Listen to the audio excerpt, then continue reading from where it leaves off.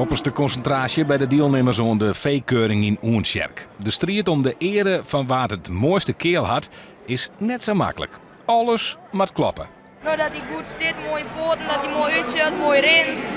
Zulke dingen wat. Dus kiest eerst de toplijn.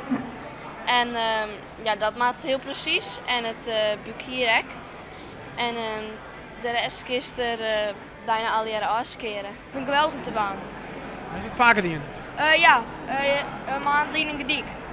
Wat is er zo leuk om? Gewoon, dat is mijn beste. Zulke dingen vind ik leuk.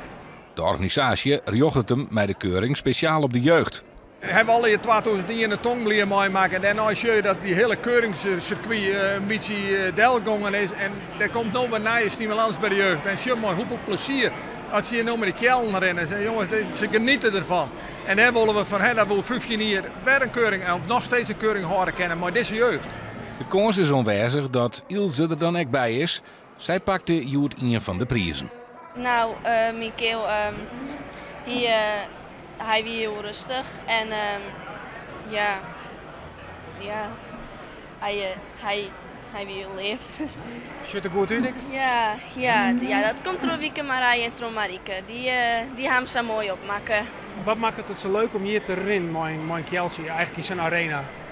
En alle mensen zien die en dat jouwt wel een heel mooi gevoel. En dan wist ik nog. Ja, dat is echt het toppunt, ja.